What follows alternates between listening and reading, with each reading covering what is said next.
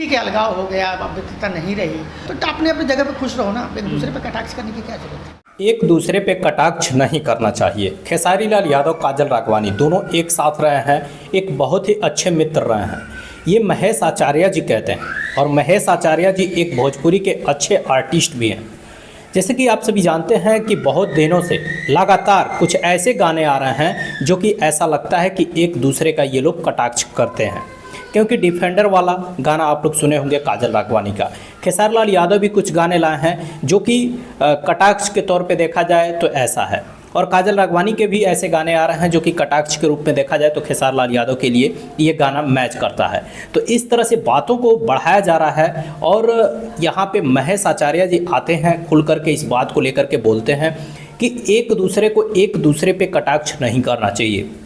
आप लोग अपने काम में व्यस्त रहिए, आप अपने काम को करिए, अच्छे ढंग से करिए, ये चीज़ें बताते नज़र आते हैं। लेकिन आप सभी क्या भोजपुरी में ऐसा देखना पसंद करते हैं? क्योंकि आप सभी जानते ही हैं कि भोजपुरी गाने हो या हिंदी गाने हो, चाहे कोई भी प्रकार की किसी भी भाषा में गाना हो, अगर एक हीरो है तो उसके साथ में हीरोइन को रहना ज़रूरी है, और एक हीरोइन है तो हीरो को रहना ज़रूरी है, क्योंकि तभी जा कर के एक गाने बनते हैं, एक फिल्म बनते हैं। लेकिन अगर यही बात आती है कि एक साथ में 1 साल 2 साल 3 साल काम करते हैं, और काम करने के बाद से बाय द वे किसी कारणवश इन दोनों की दूरी बढ़ जाती है, यानी कि साथ में फिल्म नहीं होती है, गाने नहीं होती हैं, तो इस तरह से एक दूसरे का कटाक्ष करना कितना सही है, इसके बारे में आप सभी अपने राय को ज़रूर दे सकते हैं। और अगर आपको ये वीडियो अच्छा लगा है तो वीडियो को लाइक शेयर, साथ में चैनल को सब्सक्राइब जरूर कर लीजिएगा, क्योंकि भोजपुरी से रिलेटेड बहुत सारी वीडियो हम लेकर के आते रहते हैं।